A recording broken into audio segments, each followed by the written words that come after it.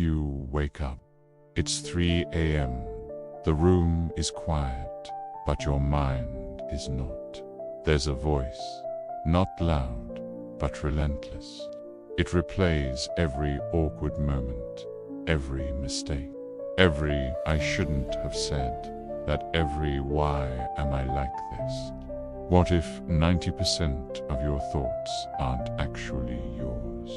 We grow up believing that we are the voice in our head, that this constant inner commentary is who we are. But what if most of what you hear in your mind is not really you at all? Think about your day, the worries, the self-criticism, the endless list of should, have to. You failed again. Now imagine someone took an old vinyl record and scratched it so badly it only plays one fragment of a song. Over and over, day after day, year after year. That's your mind, a scratched record, playing the same track since childhood. Same thoughts, same feelings, same life. You think you're reacting to reality, but most of the time, you're not reacting to the world in front of you. You're reacting to an old, pre-recorded script running inside you. As a child, you were a blank page, a nervous system wide open, absorbing everything. Your mother's tone when she was tired, your father's silence when he was disappointed. Stop crying. Don't be ridiculous. Be good. Don't make problems. None of those lines were yours. But your brain recorded them as instructions. And now, 20, 30, 40 years later, they show up as my thoughts. Most of your personality is a survival script. You were born with two powerful needs: attachment to be loved, accepted, not abandoned, and authenticity to be real, to feel what you feel, to exist as yourself. And when you were small, those two needs collided. When you showed your real feelings, adults couldn't handle it. When you spoke your truth, you were shamed or ignored. So you made the only choice a child can make. It is safer to abandon myself than to be abandoned by them. That's when the scratched record started playing. Your system decided, my needs are dangerous. My feelings are too much. If I am myself, I will be rejected. And slowly, your authenticity was sacrificed just to keep attachment. Years later, you wake up as an adult with a job, responsibilities, a life on paper, but no answer to a simple question. Who am I when I am not playing a role? When was the last time you truly felt like yourself? You chased new methods, new coaches, retreats, books, challenges. Sometimes it works for a moment. You feel a wave of motivation. Life seems brighter for a few days. And then the wave crashes, and the old record starts playing again. You see, nothing changes. You are who you've always been. Here is the cruel truth. The problem is not that you failed another method. The problem is that every method you tried, you applied to the same old core script. Imagine you're holding a big ball underwater. You're pushing it down with all your strength. Over time, that tension feels normal. You change your grip, change your technique. But the ball is still underwater. Your body is exhausted. Your mind is tired, because all your energy is not going into living. It's going into suppressing what you're afraid to let rise. You spend your life holding down who you really are. The emptiness you feel inside is not a defect. It's not a sign that you're broken. It's the price you pay for living as a script instead of living as yourself. And until you see this, you'll keep trying to fix yourself instead of finally meeting yourself. What if you're not broken? You're just not yourself yet. If this resonates with you, know you're not alone. This journey of rediscovery is challenging, but it's the most rewarding one you'll ever take. For more insights on finding your authentic self, make sure to subscribe and turn on notifications. Thanks for watching. By the time you're in your mid-20s, your brain has already made a quiet decision. It decides, this is who we are. This is how we survive. Let's just repeat this forever. Your life isn't random. It's scripted. Neuroscience tells us the human brain is wildly plastic in childhood. It learns languages, habits, and emotional patterns with ridiculous ease. But later, that plasticity drops. Not because something is wrong with you, but because your system prefers efficiency over possibility. It builds a core script. This isn't just one sentence, but a whole cluster of memories, emotions, phrases, and conclusions that fuse together into an invisible program. From then on, your brain mostly runs that program on autopilot. Up to 95% of your reactions are automatic.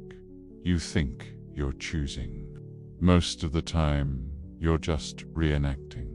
And this core script tends to create a few classic life paths. Let's look at path 1. Survival through achievement. The inner story here is, if I am successful enough, useful enough, impressive enough, maybe I'll finally be worthy of love. So you chase grades, promotions, numbers, titles. On the outside, it looks good. You're climbing the ladder, hitting targets. But on the inside, it's cold. Life turns into a giant to-do list. You hit a goal, and for a few hours, you feel relief. Then the voice returns. It's not enough. What's next? Your body burns out. Your joy dries up. You are no longer a person. You've become a function. Then there's path 2, the eternal fighter. The inner story for this one goes something like, nobody ever gave me anything, so I'll prove myself, no matter what. Everything is a struggle. You push through pressure, through pain, through the feeling that you don't have the right to rest, and you actually achieve a lot this way. But inside, there's still a hole. Somewhere deep down, a whisper says, if I stop struggling, I'll disappear. You're not really living. You're still just surviving, fighting a battle that might have ended long ago. And path 3, the invisible one. You don't chase status. You don't push too hard. On the surface, it looks safe, maybe even humble. But inside, there's a constant nagging sense that you're missing your own life. You watch others and think, I'm behind. I failed. I'm not enough. The emptiness is the same as in the other paths. It's just quieter, less visible to the outside world. Different paths, same emptiness. Here's the twist. In all 3 paths, the core script is almost identical. The core script is, I must prove my worth. As a child, you somehow absorb the message that your value is not automatic. You have to earn it through performance, through sacrifice, through being useful, or nice, or impressive, or obedient. That one script quietly decides what jobs you choose, which relationships you tolerate, how much money you allow yourself to have, and even how much joy you permit yourself to feel. Even when you win, the script is already preparing the crash. Because if you ever felt truly safe and worthy just as you are, the entire story would collapse. This core script is not interested in your happiness. It's interested in one thing only. Stay in the pattern. Stay predictable. Stay small. Long-term studies on happiness keep finding the same thing. In the end, the biggest predictors are not money or status, but the quality of your close relationships and the depth of your connection to yourself. But when you live from a foreign script, you lose both. You can't truly connect to others when you're not connected to yourself. You can get a new city, a new job, a new partner, but you'll have the same inner feeling. Until the core script changes, only the scenery changes. But that script is not a life sentence. It's code, and code can be rewritten. We'll explore what happens when your system finally hits the wall, and how you can begin that process of rewriting your own story. Thanks for watching, and be sure to subscribe for the next part of this journey. Sometimes, life doesn't whisper. It slams you into a wall. A breakup, a diagnosis, a lost job, a business falling apart. And suddenly, everything you built starts to collapse at once. What if your breakdown isn't a failure, but an update request? Imagine a man. He quits his corporate job and starts his own business. For the first time, he's earning real money. He can finally taste freedom. He thinks, this is it. This is my life. I did it. But then, a project fails. Another one collapses. A third client never pays. The money just drains away. Debts start to pile up. He can't sleep. The thought of food makes him nauseous. His body just feels like it's shutting down. There's concrete in his chest and a black hole in his gut. One thought plays on a loop. What did I do wrong? How did I end up here? This isn't just about money. It's about identity. On the surface, the story seems simple. A bad market, unreliable clients, just bad luck. But if you pause the story and go deeper, something else emerges. In quiet moments, scenes from his past start to float up. A little boy doing everything right. A teenager who can't say no. A man who takes responsibility for everyone except himself. His core script, the deep unconscious belief running his life, sounds like this. I don't get to simply live. I have to cope. I have to carry. I'm only valuable when it's hard. And then it becomes clear. His inner system allowed him to earn money, but it did not allow him to feel free. The moment freedom became real, the system crashed his life. Why? Because his core script says, if life is easy, I'm doing something wrong. If I'm okay, I'm dangerous.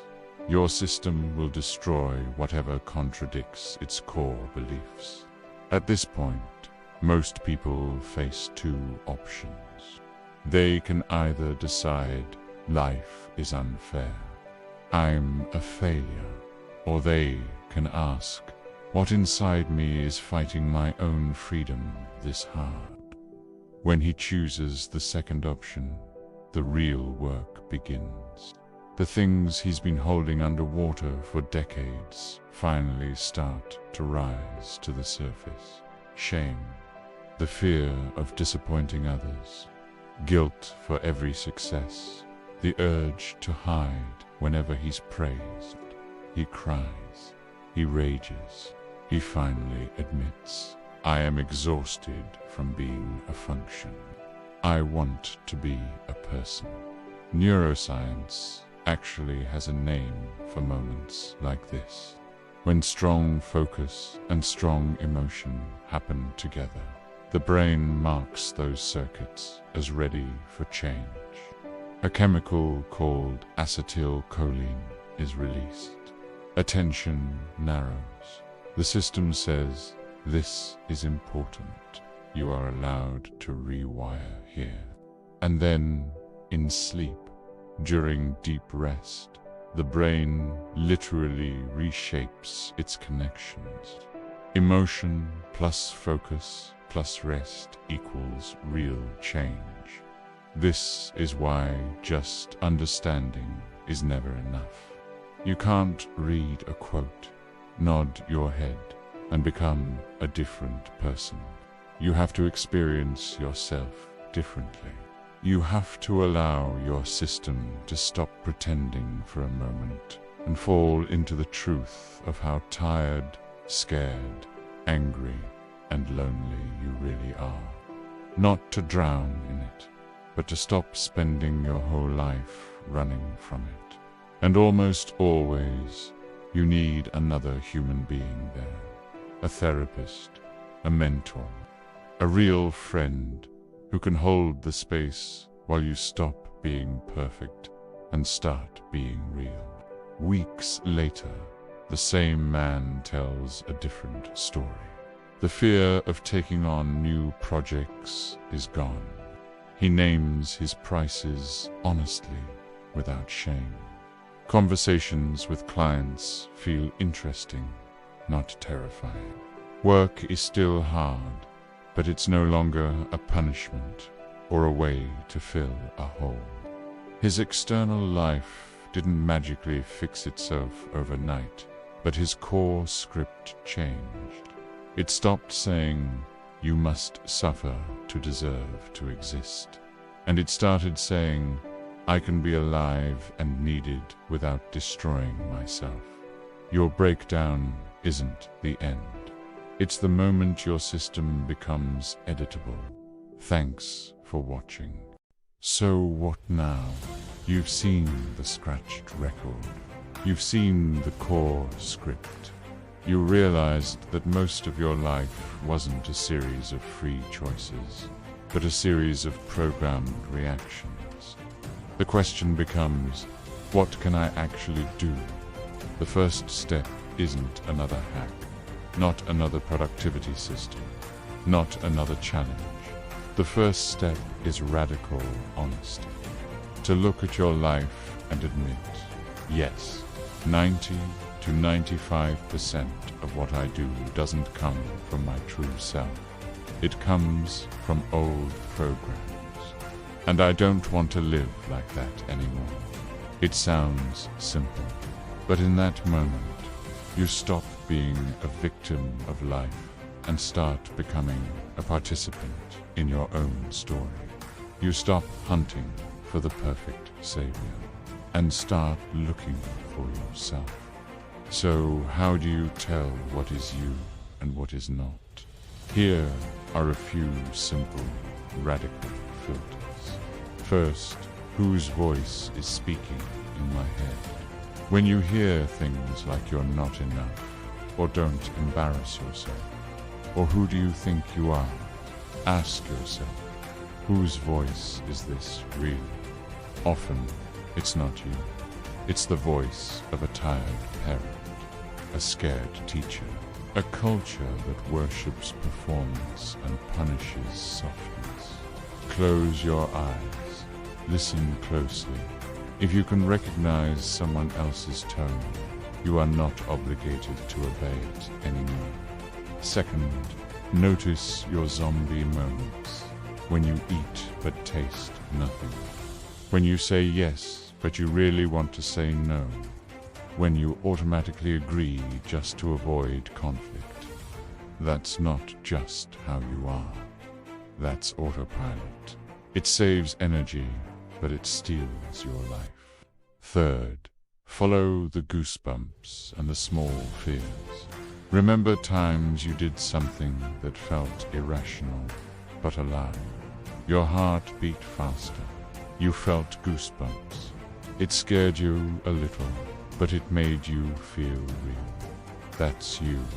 Your real self doesn't live in your comfort zone. It lives on the edge of it. But here's the hard part. Awareness is not enough. If you see your script but keep walking the same rails, it hurts more, not less. You're awake now, but you're still driving the old train. Real change begins when you do the one thing your old core script is terrified of. You stop holding the ball underwater. You allow yourself, maybe for the first time in years, to fully feel what you've been running from. The emptiness, the anger, the shame, the sadness. Not to drown in it, but to stop wasting your entire life trying not to feel. Almost always, this is where another human becomes essential. A therapist, a coach, a mentor, or a deeply present friend who can reflect you back to yourself when you're really not sure who you are anymore. Not because you're weak, but because humans were never designed to heal in total isolation. The neuroscience is clear. Focused attention is the doorway. Strong emotion marks circuits for change. And deep rest and sleep lock the new patterns in gear. The more often you catch your old reactions in real time, choose one small different response, and then give yourself rest instead of punishment.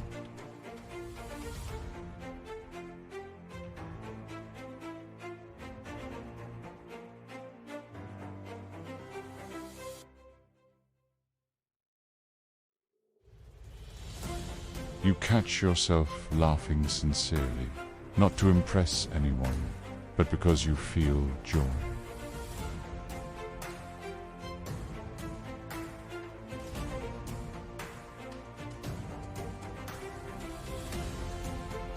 Not your mask, not your performance. You, with your desires, your limits, your weirdness, your light. Will the old system fight back? Absolutely. There will be setbacks, doubts, old shame rising like a tide. That doesn't mean you're failing. It means the old code is losing its power. One night, maybe quietly, you might feel something new in your chest. Not a void, not a knot, a soft, steady warmth.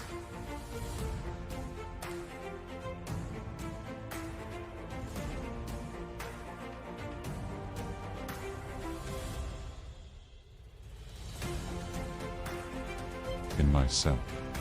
Thanks for watching. If you're still here, still watching my videos, I just want to say something simple. Thank you. In this world of endless noise and constant distractions, the fact that you choose to spend your time here with me means more than you can possibly imagine. It means you're one of those rare people who wants to go deeper, who wants to question things, and who looks for answers inside yourself, not just on the surface. I am honestly so happy that there are people like you who share these interests, these questions, and this search for meaning. So, if you feel like this space resonates with you, please hit that like button. subscribe to the channel, and maybe share this video with someone you know who might need it. Your support helps this content reach more people who are also quietly searching. Thank you for being here, really.